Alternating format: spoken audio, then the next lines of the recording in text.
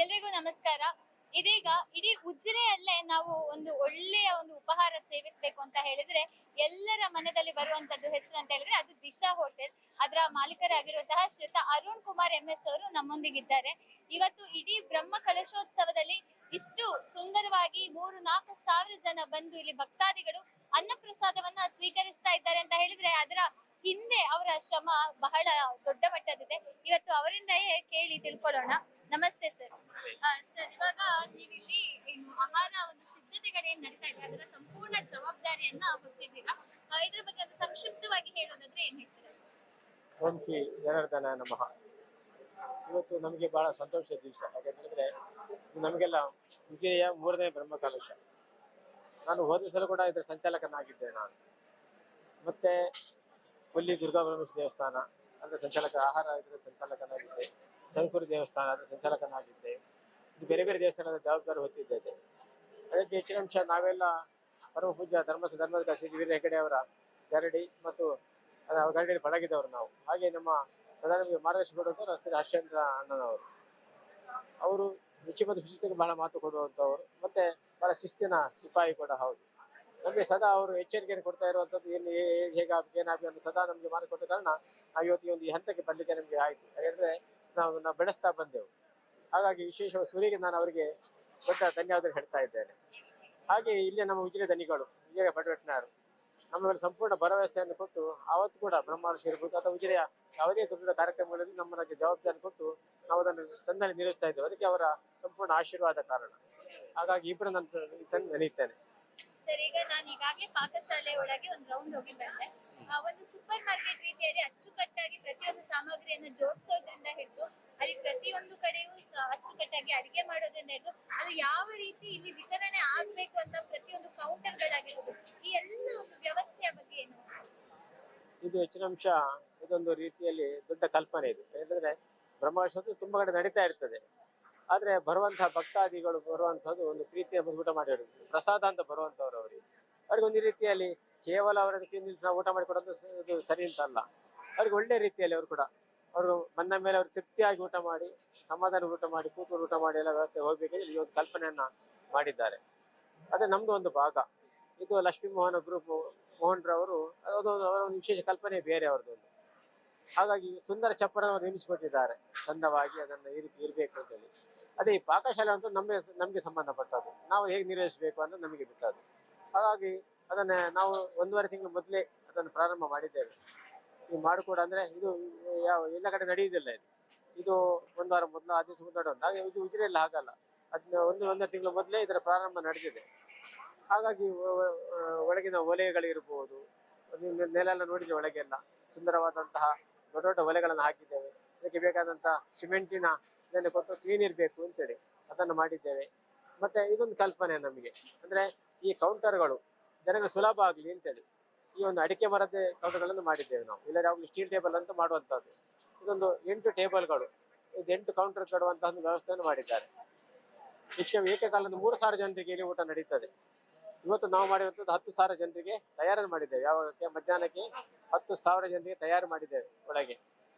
ಯಾಕೆಂದ್ರೆ ಇವತ್ತು ನಮ್ಮ ವಿಜಯ ಗೋಪುರದ ಸಮರ್ಪಣೆಯ ದಿವಸ ಕೂಡ.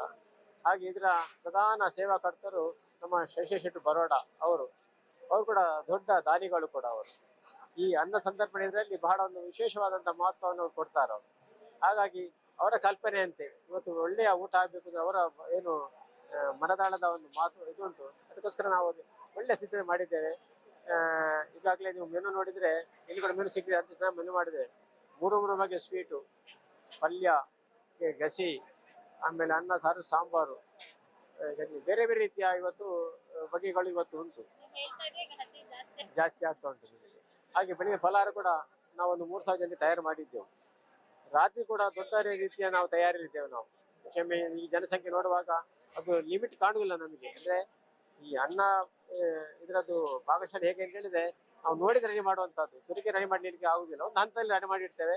ಮತ್ತೆ ಜನಸಂದಣಿ ನೋಡಿ ಮಾಡುವಂತದ್ದು, ಅದು ಬಿಸಾಡ್ಲಿಕ್ಕೂ ಆಗುದಿಲ್ಲ. ಆ ರೀತಿಯನ್ನು ನಾವು ಜಾಗ್ರತೆ ಮಾಡಬೇಕಾಗ್ತದೆ, ತುಂಬಾ ಆಲೋಚನೆ ಮಾಡಬೇಕಾಗ್ತದೆ. ಹಾಗಾಗಿ ಇವತ್ತು ರಾತ್ರಿ ಕೂಡ ಏನು ವಿಶೇಷವಾದಂತಹ ಫಲಹಾರ ವ್ಯವಸ್ಥೆ ಆಗ್ಬೇಕು ಹೇಳಿದ್ದಾರೆ. ರಾತ್ರಿ ಕೂಡ 10,000 ಜನ ದೋಸೆ ಉಂಟು ನಮ್ಮ ಹತ್ರ, ಬೇರೆ ಬೇರೆ ಸ್ವೀಟ್ಗಳು ಉಂಟು, ಉದ್ದಿನ ಬೋಂಡ ಉಂಟು, ಆಮೇಲೆ ಬಿಸಿಬೇಳೆ ಬಾತ್ ಉಂಟು ರಾತ್ರಿಗೆ. ಹಾಗೆ ಅದೊಂದು ವಿಶೇಷ. ಇದಕ್ಕೆ ಯಾವ್ದು ಈ ಬ್ರಹ್ಮರ್ಷಿ ಕಲ್ಪನೆ ಬೇರೆ, ಒಂದು ಫಲಾರ ಮತ್ತು ಊಟ ಆಗ್ಬೇಕು ಅವ್ರ ಕಲ್ಪನೆ ಇತ್ತು. ಅದನ್ನ ಇವತ್ತು ನಾವು ಸೇರಿ ಮಾಡ್ತಾ ಇದ್ದಾರೆ. ಒಳಗೆ ಹೆಚ್ಚು ಕಮ್ಮಿ ಒಂದು 40 ಜನ ಪಾಕತಜ್ಞರು ತಯಾರು ಮಾಡ್ತಾ ಇದ್ದಾರೆ, ಹಗಲಿರುಳು ದುಡಿದು ತಯಾರು ಮಾಡ್ತಾ ಇದ್ದಾರೆ. ನಮಗೆ ಕೂಡ ಸಂತೋಷ. ಹಾಗೆ ಕೊಡುವನಿರುವಾಗ ನಾವು ಅದನ್ನು ಸರಿಯಾದ ರೀತಿಯಲ್ಲಿ ವಿನಿಯೋಗ ಮಾಡಿದ್ರೆ ನಮಗೆ ಸಮಾಧಾನ ಆಗೋದು. ಹಾಗಾಗಿ ಎಲ್ಲರ ಮನಸ್ಸು ತೃಪ್ತಿಗೊಳಿಸ್ಬೇಕು, ಕೊಡುವೊಂದು ಕೂಡ ತಿನ್ನುವೊಂದು ಕೂಡ. ಹಾಗಾಗಿ ಅದಕ್ಕೆಲ್ಲ ಸಿದ್ಧತೆ ನಾವು ಮಾಡಿಕೊಂಡಿದ್ದೇವೆ ಈಗಾಗಲೇ. ಸರಿ, ಇದೊಂದು ಪ್ರಶ್ನೆ ಕೇಳ್ಬೇಕು. ನೀವೀಗ ಮೆನ್ಯೂ ಹೇಳಿದ್ರು, ಬಿಸಿಬೇಳೆ ಬಾತ್ ಇದೆ, ಸ್ವೀಟ್ಸ್ ಇದೆ ಹಾಗೆಲ್ಲ. ಬಹುಶಃ ಅನ್ನಪ್ರಸಾದ ಸಾಕಷ್ಟು ಸರಳ ರೀತಿಯಲ್ಲೂ ಮುಗಿಸಬಹುದಿತ್ತು, ಯಾಕಂದ್ರೆ ಜನಸಂಖ್ಯೆ ಹೆಚ್ಚಿದ್ದಾರೆ. ಅನ್ನ ಸಾರು ಪಲ್ಯ ಒಂದು ಸ್ವೀಟ್ ಈ ರೀತಿ ಇಟ್ಟು ಕೂಡ ಮುಗಿಸಬಹುದಿತ್ತು, ಯಾರು ಪ್ರಶ್ನೆ ಮಾಡೋರಿಲ್ಲ. ಆದ್ರೂ ಇಷ್ಟೊಂದು ವಿಜೃಂಭಣೆಗೆ ಒಂದು ಗ್ರ್ಯಾಂಡ್ ಮೆನ್ಯೂನ ಇಟ್ಟು ಮಾಡ್ಬೇಕನ್ನುವಂತ ಒಂದು ಕಲ್ಪನೆ. ಯಾಕೆಂತ ಹೇಳಿದ್ರೆ ನಮ್ಮಲ್ಲಿ ಬರುವಂತವ್ರು ಇವಾಗ ಬೇಕಾದ ಅವಕಾಶಗಳು, ಆದ್ರೆ ನಮ್ಮಲ್ಲಿ ಪಾಪ ಬಡವರು ಬರ್ತಾರೆ, ಜನಸಾಮಾನ್ಯರು ಬರ್ತಾರೆ, ವಿಶೇಷ ರೀತಿಯಲ್ಲಿ ಒಂದು ಊಟ ಮಾಡ್ಲಿಕ್ಕೆ ಬರುವವರು ಈ ಕಡೆಗೆ. ಹಾಗೆ ಮತ್ತೆ ಕೊಡುವಂತ ದಾನಿ ಕೂಡ ಅವನಿಗೆ ಮನಪೂರ್ವ ಕೊಡ್ಬೇಕು ಅಂತ ಉಂಟು. ಹಾಗಾಗಿ ಎರಡು ಕೊಡಕ್ಕೆ ಮಿಲನ ಆಯ್ತು. ನಮಗೆ ಕೂಡ ಕೊಡುವವರಿಗೆ ನಾವು ಸಿದ್ಧತೆ ಮಾಡಿ ನಾವು ತಯಾರಿದ್ದೇವೆ. ಆನಂದ ಆಗ್ತದೆ. ಮತ್ತೆ ಬೇಕಾದಷ್ಟು ಸಿದ್ಧತೆ ನಾವು ಮಾಡ್ಕೊಂಡಿದ್ದೇವೆ ಈಗಾಗಲೇ. ಅಂದ್ರೆ ಏನು ಕೊಡಬೇಕು ಅದಕ್ಕೆ ನಾವು ಬೇಕಾದಷ್ಟು ತಯಾರಿ ಮಾಡ್ತೇವೆ. ಇವತ್ತು ಹೇಳಿದ್ರೆ ನಾಳೆ ಪುನಃ ಅದಕ್ಕೆ ಹೆಚ್ಚಿನ ಸಿದ್ಧತೆ ಮಾಡ್ತಾ ಬರ್ತೇವೆ. ಹಾಗಾಗಿ ಇವತ್ತು ಒಳ್ಳೆ ರೀತಿಯಲ್ಲಿ ನಡೀತಾ ಉಂಟದು. ನೀವು ಈಗಾಗಲೇ ನೋಡಿದ್ರಿ, ಏನು ಗಲಾಟೆ ಕಿರಿಗಿ ಇಲ್ಲದೆ 8 ಕೌಂಟರ್ಗಳಲ್ಲಿ ಏಕಕಾಲದಲ್ಲಿ ಆ ಭೋಜನ ನಡೀತಾ ಉಂಟು. ಹೆಚ್ಚು ಕಮ್ಮಿ 200-300 ಜನ ಸ್ವಯಂ ಸೇವಕರು ದುಡಿತಾ ಇದ್ದಾರೆ. ಈಗ ನೀವು ದಿಶಾ ಏನೊಂದು ಹೋಟೆಲ್ ನಲ್ಲಿ ನೋಡಿದ್ದೀರಾ ಅಡಿಗೆ ನಡೆಯುವಂತಹ ಸಿದ್ಧತೆಗಳನ್ನ? ನಿಮ್ಮದೇ ಆದಂತಹ ದಿಶಾ ಬೇಕರಿ ಕೂಡ ಇದೆ, ಎಲ್ಲ ಇದೆ. ಸೊ ಅಲ್ಲಿ ನಡೆಯುವಂತಹ ಸಿದ್ಧತೆ ಕೂಡ ಒಂದು ಲಾರ್ಜ್ ಸ್ಕೇಲ್ ನಲ್ಲಿ ಇರ್ತದೆ. ಆದ್ರೆ ಬ್ರಹ್ಮಕಲಶ ಅಂತ ಹೇಳಿದ್ರೆ ಬಹುಶಃ ನಿಮ್ಮ ಹೋಟೆಲ್ ನ ಒಂದು 10 ಪಟ್ಟು 20 ಪಟ್ಟು ಜಾಸ್ತಿಯೇ ಇದೆ. ಅಲ್ಲಿಯ ಸ್ಕೇಲಿಗೂ ಇಲ್ಲಿಯ ಸ್ಕೇಲಿಗೂ ಡಿಫ್ರೆನ್ಸ್ ಇದೆ. ಸೊ ನೀವೊಂದು ವರ್ಕ್ ಮಾಡುವಾಗ ನಿಮ್ಮಲ್ಲಿ ಏನಾದ್ರೂ ಒಂದು ನಿಮ್ಗೆ ಕಷ್ಟ ಅನ್ನಿಸುವಂತದ್ದು ಅಥವಾ ಏನಾದ್ರು ವ್ಯತ್ಯಾಸ ಕಾಣುವಂತದ್ದಾಗ್ತದೆ? ಈ ಅನ್ನದಾನದ ನಡೆಯುವಂಥದ್ದು ನಮ್ಮಲ್ಲಿ ಹೋಟೆಲ್ ಆದ ಕಾರಣ, ಮತ್ತೆ ದೊಡ್ಡ ಹೋಟೆಲ್ ನಮ್ಗೆ ಕ್ಯಾಟ್ರಿಂಗ್ ವಿಭಾಗ ಉಂಟು, ನಮ್ಮ ಹತ್ರ ಉಂಟು.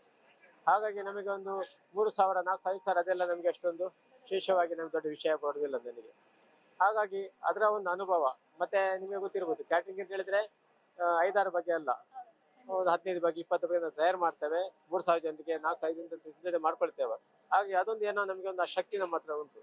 ಮತ್ತೆ ಕೂಲ್ ಆಗಿ ನಿರ್ವಹಿಸುವಂತಹ ಒಂದು ತಾಳ್ಮೆ ಅನ್ನೋದು ನಮ್ಮ ಹತ್ರ ಉಂಟು. ಹಾಗಾಗಿ ಅದೊಂದು ಕೂಲ್ ಆಗಿ ನಡೀತಾ ಹೋಗ್ತಾ ಇರ್ತದೆ.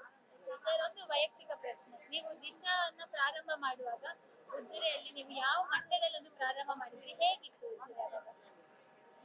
ನಾನು ಕಾಲೇಜು ವಿದ್ಯಾಭ್ಯಾಸ ಆದ ಕೂಡಲೇ 91 ನಲ್ಲಿ, ಅಂದ್ರೆ 35 ವರ್ಷ ಆಯ್ತು. ಆ ಸಂದರ್ಭದಲ್ಲಿ ಧರ್ಮಸ್ಥಳದ ಪಕ್ಕ ಕನ್ಯಾಡಿಯಲ್ಲಿ ನಾವು ದಿಶಾ ಫುಡ್ ಪ್ರಾಡಕ್ಟ್ ಅನ್ನೋಂಥದ್ದು ಪ್ರಾರಂಭ ಮಾಡಿದ್ವಿ. ಪರಮಪೂಜ್ಯ ಕಾವಂತರ ಆಶೀರ್ವಾದ. ಅದನ್ನ ಪ್ರಾರಂಭ ಮಾಡಿದ್ದು ನಮ್ಮ ಅಶ್ಚಂದ್ರ ಹೆಗಡೆ ಅವರ ಅಮೃತದಿಂದ ಪ್ರಾರಂಭ ಆದ ದಿಶಾ ಅನ್ನುವಂಥದ್ದು ಇವತ್ತು ಬಹಳಷ್ಟು ವೇಗವಾಗಿ ಬೆಳೀತಾ ಬಂತು. ಆಮೇಲೆ ದಿಶಾ ಫುಡ್ ಪ್ರಾಡಕ್ಟ್ ಇರೋದು ದಿಶಾ ಬೇಕರಿ ಆಯ್ತು, ದಿಶಾ ಐಸ್ಲ್ಯಾಂಡ್ ಆಯ್ತು, ಆಮೇಲೆ ದಿಶಾ ಫುಡ್ ಕಾರ್ನರ್ ಅಂತ ಬಂತು. ಮತ್ತೆ ಕ್ಯಾಟರಿಂಗ್ ವಿಭಾಗದಲ್ಲಿ ದೊಡ್ಡ ವಿಸ್ತಾರವಾಗಿ ನಾವು ನಡೆಸ್ತೇವೆ. ಮತ್ತೆ ನಮ್ಮಲ್ಲಿ ವಿಶೇಷ ಹೇಳಿದ್ರೆ ರುಚಿಗೆ ಮತ್ತು ಶುಚಿಗೆ ವಿಶೇಷವಾದಂತಹ ಒಂದು ಆದ್ಯತೆ ಕೊಡ್ತೇವೆ ನಾವು. ಮತ್ತೆ ದಿಶಾದ ಊಟಕ್ಕೆ ಮಾಡಿದವರು ಅದನ್ನು ಎಲ್ಲಿ ಕೂಡ ಅದನ್ನ ಒಳ್ಳೇದಿಲ್ಲ ಅಂತ ಹೇಳುದಿಲ್ಲ, ಚಂದಾಗಿ ನಿರ್ವಹಿಸ್ತಾ ಇದ್ದೇವೆ ಅದನ್ನ. ಬೇರೆ ಬೇರೆ ಕಡೆಯಿಂದ ಬಂದವರು, ಈಗ ನಮ್ಮಲ್ಲಿ ಬರುವಂತವ್ರು ಧರ್ಮಸ್ಥಳಕ್ಕೆ ಇವರು ಬರ್ತಾರೆ, ಯಾರು ಯಾತ್ರಾರ್ಥಿಗಳು ಬರ್ತಾರೆ, ತುಂಬಾ ಜನ ಭಕ್ತರು ಬರ್ತಾರೆ. ಅಂದವ್ರು ಒಂದ್ಸಲ ನಮ್ಮ ದಿಶಕ್ಕೆ ಬಂದ್ರೆ 2ನೇ ಸಲ ಖಂಡಿತ ಬರ್ತಾರೆ ನಾವು, ಅದೊಂದು ಇದು ಹೋಗ್ತದೆ. ಹಾಗಾಗಿ ಎಲ್ಲ ರೀತಿಯಲ್ಲಿ ನಮಗೆ ಹತ್ತಿರದ ಕಾಲೇಜ್ ಉಂಟು, ಆಮೇಲೆ ಸೇವಾರ್ಥಿಗಳು ಬರ್ತಾರೆ ಬೇರೆ ಬೇರೆ ರೀತಿ ವಿಭಾಗದಿಂದ. ನಮ್ಗೆ STM ಕಾಲೇಜಿಂದ ಮತ್ತು ನಮ್ಗೆ ಯಶೋರ್ಮರ್ ಇದ್ರು, ಅವ್ರು ನಮ್ಗೆ ಬಹಳಷ್ಟು ನಮಗೆ ಸಹಕಾರ ಕೊಟ್ಟವರು. ಅವರು ದೇಶದ ಹೆಸರಲ್ಲಿ ಬೆಳವಣಿಗೆ ಅವರು ಕೂಡ ಒಂದು ಪಾತ್ರ ನಮಗೆ. ಆಗ 35 ವರ್ಷಗಳ ಮೊದಲು ಉಜಿರೆ ಹೇಗಿತ್ತು ಅಂತ ಕಲ್ಪನೆ ಮಾಡ್ಲಿಕ್ಕಿಲ್ಲ ನಾವು. ಕೆಲವೇ ಅಂಗಡಿಗಳಿದ್ದದ್ದು, ಅದೆಲ್ಲ ಒಂದು ದಿಶಾ ಒಂದಾಗಿತ್ತು. ನಮ್ಮ ಫುಡ್ ಪ್ರಾಡಕ್ಟ್ ಪ್ರಾರಂಭ ಮಾಡುವಾಗ ಅಂದ್ರೆ ನಮ್ದು ಬೇಕರಿ ಪ್ರಾಡಕ್ಟ್ ಒಂದು ಬ್ರೆಡ್ ಬಂದಲ್ಸಲ ನಾವು ಲಾರ್ಜ್ ಸ್ಕೇಲ್ ಪ್ರಾರಂಭ ಮಾಡ್ಲಿಕ್ಕೆ ತಯಾರಾದವರು. ಆಗ ಪರಮ ಕಾಂತರ ಹೇಳುವಾಗ ಹೆಡ್ಡೆಯವರು ಹೇಳಿದ್ರು, ಒಳ್ಳೇದಾಯ್ತು ಮಾರೆ, ಯಾಕಂದ್ರೆ ನಮಗೆ ಧರ್ಮಸ್ಥಳಕ್ಕೆ ಬ್ರೆಡ್ ಬರುವಂತದ್ದು 1 ವಾರಕ್ಕೊಂದ್ಸಲ 15 ದಿವಸಗಳು ಬರುವಂತದ್ದು. ನಿಮ್ದು ಫ್ರೆಶ್ ಬ್ರೆಡ್ ಸಿಗ್ತಾ ಅಂತ ಜನಗಳಿಗೆ ಒಂದು ರೀತಿಯ ಭಕ್ತಾದಿಗಳಿಗೆ ಒಂದು ಅನುಕೂಲ ಆಗ್ತದೆ. ಅದು ಏನು ಸಿಗಿದ್ರೆ ಬ್ರೆಡ್ ಆರು ಇರ್ತಲ್ಲ ಅಂತ ಒಂದು ಬಾರಿ ಖುಷಿ ಪಟ್ರು ಅವರು. ಅವರ ಒಂದು ಆಶೀರ್ವಾದ ಇರ್ಬೋದು. ಆಮೇಲೆ ನಮ್ಮ ಆ ಉದ್ದಿಮೆ ಏನುಂಟು ಆವಾಗ ಬಹಳಷ್ಟು ಬೇಡಿಕೆ, ನಮಗೆ ಬ್ರೆಡ್ ಬನ್ ಇದಕ್ಕೆಲ್ಲ ಬಹಳಷ್ಟು ಬೇಡಿಕೆ ಇತ್ತು. ನಮಗೆ ತಯಾರು ಮಾಡಿ ಕೊಡ್ಲಿಕ್ಕೆ ಕಷ್ಟ ಆಗ್ತಾ ಇತ್ತು. ಆದ್ರೆ ದೇವರ ದಯದಿಂದ ಬಹಳಷ್ಟು ನಾವು ಅದನ್ನು ತಯಾರು ಮಾಡಿ ಕೊಡ್ತಾ ಇದ್ದೆವು. ಹಾಗೆ ಆ ಮಾರ್ಕೆಟ್ ಒಳ್ಳೆ ರೀತಿಯಲ್ಲಿ ಬಿಲ್ಡಪ್ ಆಯ್ತು. ಧನ್ಯವಾದಗಳು ಸರ್. ನಿಮ್ಮ ಈ ರೀತಿಯ ಒಂದು ಸೇವೆ ಮನೋಭಾವನೆ ದೇವರು ನಿಮಗೆ ಉತ್ತರೋತ್ತರ ಅಭಿವೃದ್ಧಿಯನ್ನ ಕರುಣಿಸಲಿ ಅಂತ ನಾವೆಲ್ಲರೂ ಕೂಡ ಬೇಡ್ಕೊಳ್ತಾ ಇದ್ದೇವೆ. Thank you.